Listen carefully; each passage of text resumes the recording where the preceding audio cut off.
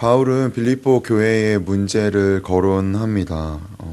지도자의 부재뿐만 아니라 유대인 그리스도인, 그러니까 유대 그리스도인, 율법주의자들이 이 안에 있었다는 것이죠.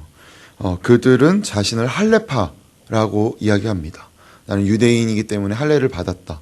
근데 할례를 받지 아니한 이방인들 혹은 율법, 너네가 그리스도를 믿는 것이 다가 아니다. 율법을 지켜야 한다라고 이야기하고 있는 자들을 향해 이야기하고 있는 것이죠.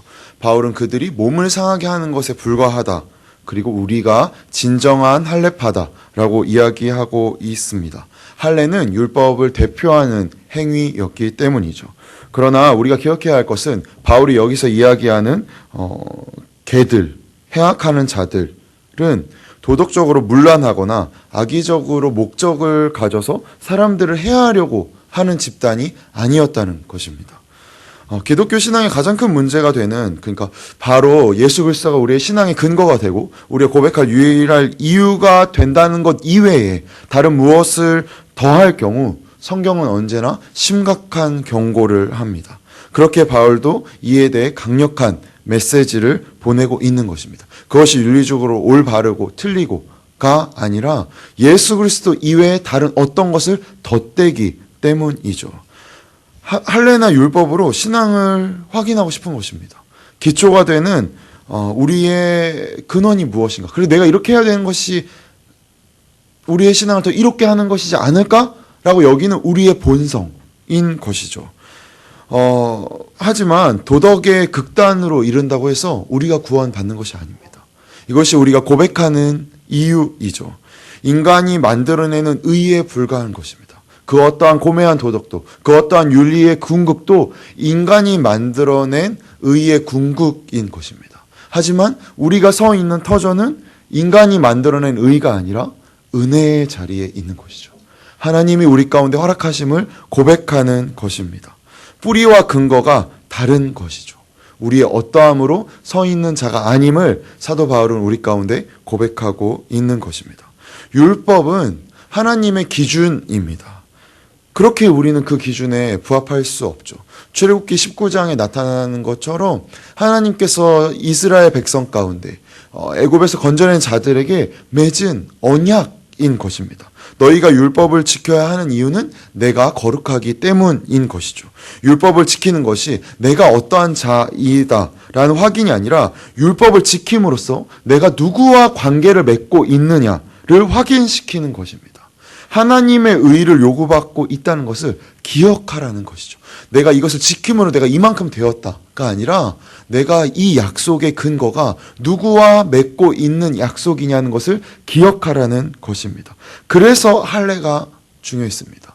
내가 맺은 언약이 어디에 맺고 있는지를 외적인 표징으로 바라봄으로 기억하는 것이죠. 내가 누구와 이 관계를 맺고 있는가, 내가 어떤 자리로 부름을 받고 그 부르신 분이 무엇을 약속했고 무엇을 답했는가 였다는 것이죠. 하지만 우리 안에 이 내용이 있지 않는 것이었습니다. 이 표징만 있는 것이었죠. 3절에서 이야기하듯 육체를 바울이 지칭하고 있는 것이 무엇이죠? 자기가 할 수 있는 것, 할 수 있는 자신이 모든 것인 것이죠. 육체에 대해서 육체는 나쁘다라고 말하는 것이 아닙니다. 우리가 전부인, 내가 전부인 근거에 대해서 확인해 보자는 것이죠. 할례의 목적과 율법의 목적은 내가 나라는 존재로부터 충분한 목적과 조건이 아니라 하나님이 나의 유일한 목적과 조건임을 확인하라는 것입니다. 그렇기에 바울은 율법주의자들을 강하게 비판하는 것이죠. 너네가 도대체 율법의 의미를 알고 있는 것이냐? 라고 이야기하고 있는 것입니다. 왜냐하면 그리스도를 믿는 신앙의 근거는 율법에 의해서가 아니라 그리스도를 믿는 신앙에 의해서 근거하기 때문인 것입니다. 도덕으로 이루는 것이 아니죠. 행위로 이루는 것이 아닙니다. 그런데 우리는 행위로 이룰 때 안전함을 느낍니다. 그리고 나서 4절부터 바울은 자신의 고백을 합니다. 분명 육체를 신뢰하지 않는 것처럼 말했는데 돌연 나도 육체를 신뢰할 만하다고 이야기합니다. 우리가 갸우뚱하게 됩니다. 그래서 그가 5절 이후부터 원래 가졌던 회심 전에 같이 있었던 내용들을 나열합니다. 바울은 결탄코 율법이, 그러니까 회심 이전의 삶이 무가치하다라고 말하고 있는 것이 아닙니다. 그는 최고의 가치를 추구하는 자였고 그 가치에 도달한 자였다는 것이죠. 육체를 신뢰할 만한 자였다는 것입니다. 8일 만에 할례를 받았다는 것은 내가 본디 이스라엘 백성이다, 이방인들처럼 중간에 할례를 받은 자가 아니라 나는 이스라엘 중에 이스라엘, 히브리인 중에 히브리인이라고 자기를 말하고 있는 것입니다. 이스라엘 족속이고 베냐민 지파고 율법주의를 버리지 못하는 바리새인이었고, 그래서 율법의 가치를 지키기 위해서 은혜를 이야기하면서 책임과 열정을 좀 무디게 하는 자들을 박해하는 자였다라고 이야기하고 있는 것이죠. 흠이 없는 자였습니다. 그러나 그가 뭐라고 말하죠? 그것을 그리스도로 인하여 해로 여기고 배설물로 여긴다고 이야기하고 있습니다. 여기서 7절에 해로 여긴다는 것은 숙고해서 깊이 생각해 봐서 내가 내린 판정이다라는 것입니다. 율법으로 추구하려고 했던 가치와 하나님으로부터 주어진 가치를 비교하고 있는 것이죠. 무엇이 유익이냐는 것입니다. 옛날에는 잘못했었는데 내가 예수님 만나서 이거 회개한다라는 것이 아닙니다. 옛날에도 그가 빛 가운데 있었는데 그 빛이 촛불에 불과했다. 그런데 내가 예수 그리스도를 만남으로 이 빛의 근원인 태양을 보게 됐다는 것입니다. 이 촛불로는 농사를 지을 수 없더라. 이 빛의 근원을 만나고 난 이후에는 내가 이 빛이 아주 초라함을 느끼게 되었다. 그러니 나도 육체를 신뢰할 만하다고 말하며 설명한 것이죠. 종교성으로 점수를 매긴다면 나도 결코 지지 않는다는 것입니다. 나도 그들보다 우월하고 훨씬 율법주의자였다. 더 극렬한 율법주의자였다. 그러나 내가 깨달은 것은 율법 그것 자체로 가치가 있는데 그 가치는 자기의 의로 충분하다는 것이다 라고 이야기하고 있는 것이죠. 자기의, 도덕과 윤리가 잘못입니까? 그럴 리 없죠. 그것이 잘못일 리 없습니다. 하지만 바울은 자기의 옳음을 지키기 위해 옳지 않는 자들을 박해했죠. 내 도덕, 내 윤리의 기준 안에 벗어난 자들을 박해했습니다. 그것이 옳음의 무서움이죠. 내 옳음, 이것이 옳다. 이렇게 신앙생활하는 것이 그리스도인이다. 그래도 이렇게 하는 것이 나의 옳음의 근거가 되는 것. 그것이 율법주의자들을 비판하는 바울의 근거였죠. 바울이 만난 하나님의 의는 옳음을 주장해서 나를 드러내는 것이 아니라 모두를 위한 것이었기 때문입니다.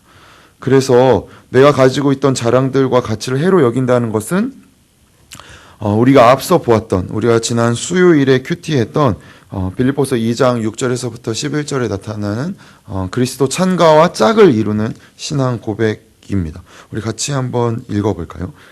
빌립보서 2장 6절에서 11절 말씀입니다. 저희 25일 수요일 본문 말씀이었죠. 6절에서부터 11절 저희 같이 읽도록 하겠습니다. 그는 근본 하나님의 본체시나 하나님과 동등됨을 취할 것으로 여기지 아니하시고 오히려 자기를 비워 종의 형체를 가지사 사람들과 같이 되셨고 사람의 모양으로 나타나사 자기를 낮추시고 죽기까지 복종하셨으니 곧 십자가에 죽으심이라. 이러므로 하나님이 그를 지극히 높여 모든 이름 위에 뛰어난 이름을 주사 하늘에 있는 자들과 땅에 있는 자들과 땅 아래에 있는 자들로 모든 무릎을 예수의 이름에 꿇게 하시고 모든 입으로 예수 그리스도를 주라 시인하여 하나님 아버지께 영광을 돌리게 하셨느니라. 아멘입니다.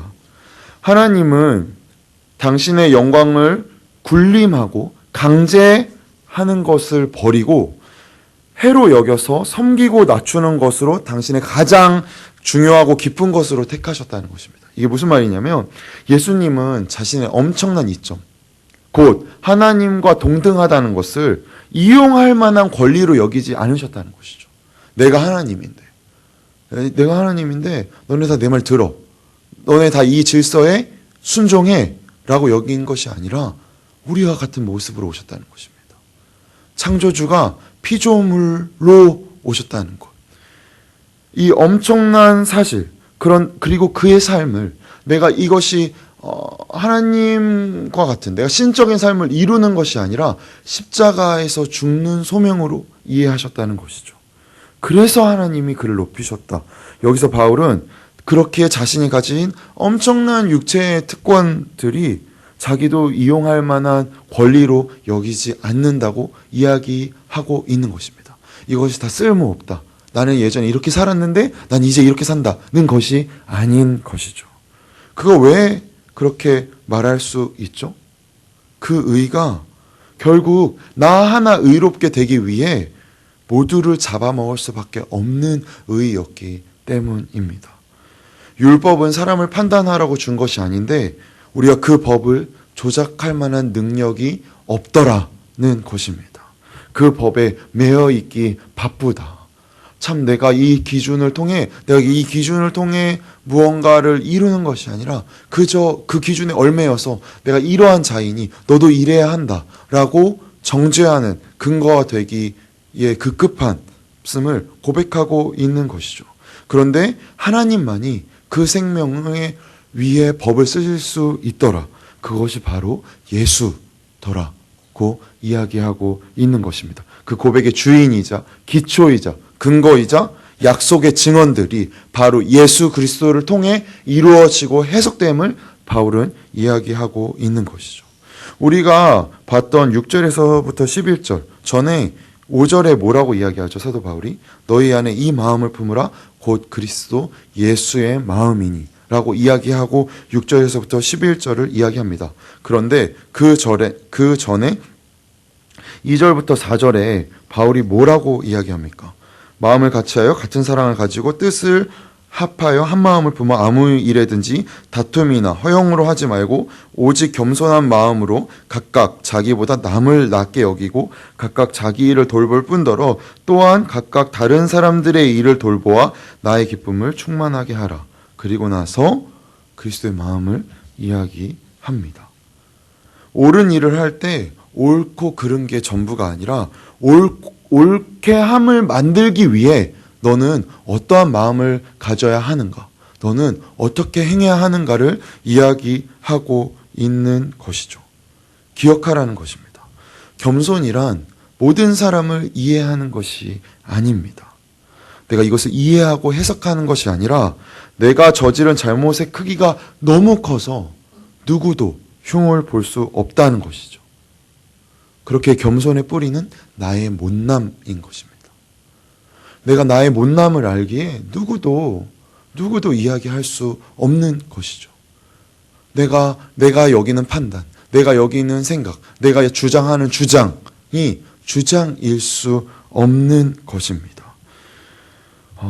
용서하고 기다리라는 것은 어떤 의미에서 우리가 느끼기에 혼란과 무질서를 참아줘야 하는 것 같고 그것이 방치하는 것 같은 생각이 듭니다. 하지만 그것이 얼마나 큰 일입니까? 옳고 그른 문제에 심판으로 처벌하는 것이 아니라 그 자리에서 한 걸음 물러서는 것.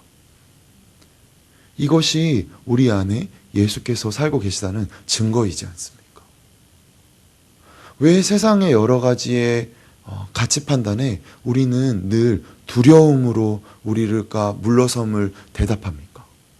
우리의 물러섬의 이유는 여기에 있는 것이죠.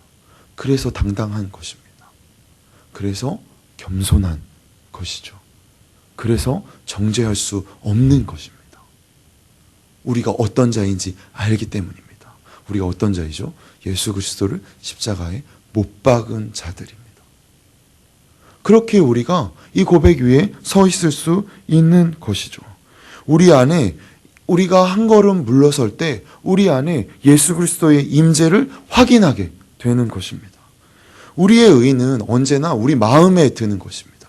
내가 생각하는 기준에, 내가 생각하는 윤리적인 잣대에, 내가 생각하는 판단에 합당한 것이 우리의 의이죠. 그래서 내 마음에 들기 위해 지금 심판을 선고하고 싶은 것입니다. 이것이 옳다, 이것은 그르다 라고 말한 순간 옳음만 남게 됩니다. 그러나 하나님은 어떻게 하셨습니까? 스스로 죽어버리셨습니다. 그가 나셔서 심판을 이루시지 않고 유보하셨습니다. 이것이 우리 가운데 얼마나 큰 은혜입니까?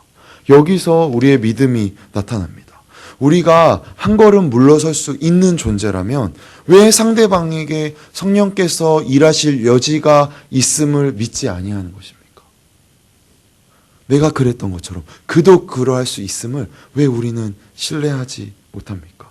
그래서 기억하는 것이죠. 우리가 되뇌어야 하는 것입니다. 내가 물러서지 않는다면 상대방에게 일하는 성령의 일하심을 바라볼 수 없을 것이라고 우리가 기억해야 하는 것입니다. 이것이 사도 바울이 이야기하는 하나님의 의인 것입니다. 모두를 살리는 의인 것이죠. 왜 죽은 자 가운데서 부활이 필요합니까? 바울이 계속해서 이야기하고 있죠. 그 의가 죽음을 부활로 만들어내는 능력이고 실패자를 성공으로 만들어내는 능력이고 무지한 자를 깨우치는 능력이기 때문입니다. 죽어서 갈 곳으로 만들어 놓는 것이 부활이 아닌 것입니다. 그것으로 단지 그 부활의 의미가 축소되는 것이 아닙니다. 우리 삶의 현장에서 나타나는 것이죠. 우리가 왜 버틸 수 있습니까? 부활이 우리 삶에 흐르고 있기 때문이죠.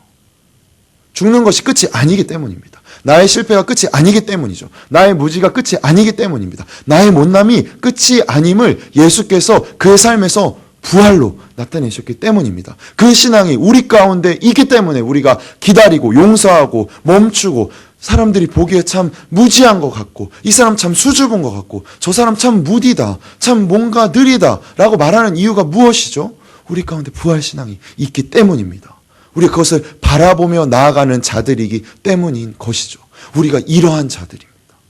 신자라는 것은 엄청난 권리와 특권과 존재의 변화인 것이죠. 그래서 우리가 이전과 같을 수 없는 것입니다. 육체에서 이루었던 것이 무가치한 것이죠. 그것이 진짜로 무가치해서가 아닙니다. 하나님의 의와 비교할 수 없는 의이기 때문이죠. 이것을 맛보아서 살아가는데 우리가 어떻게 이전의 삶에 만족할 수 있습니까? 그 삶이 그립다 이야기할 수 있습니까? 출애굽한 내가 너무 후회된다 이야기할 수 있습니까? 부끄러운 것입니다. 민망한 것입니다. 하나님은 우리를 결코 그렇게 짓지 않으셨습니다. 그런데 놀라운 사실은 우리뿐만 아니라 모두를 그렇게 지으셨다는 것이죠. 그래서 하나님이 우리를 관계 속에 보내십니다. 우리 가운데 가장 우리를 힘들게 하는 모든 근원은 무엇이죠? 대다수가 인간관계이죠.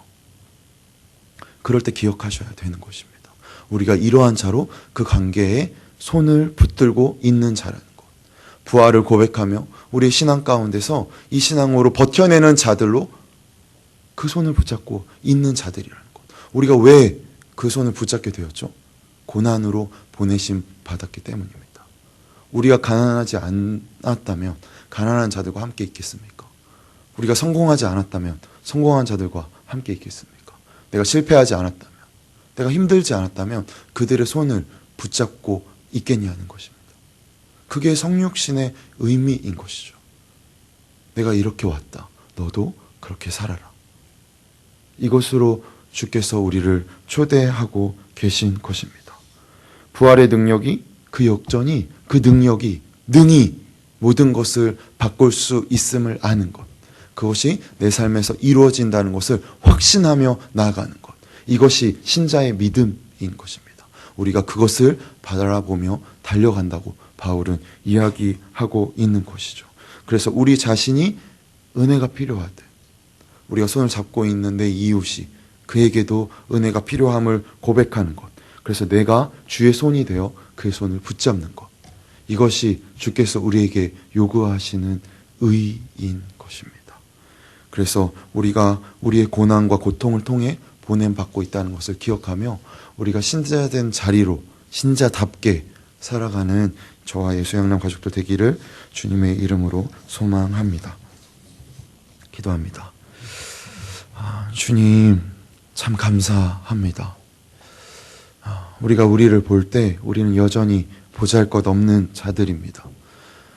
참 민망한 자들입니다. 부끄럽습니다. 하지만 주님, 이러한 우리를 위해 그리스도를 주께서 보내셨습니다. 그래서 우리를 의롭다 하십니다. 그래서 주님, 우리가 그 의를 붙잡고 살아갑니다. 그래서 주님, 우리가 기다립니다. 우리가 용서합니다.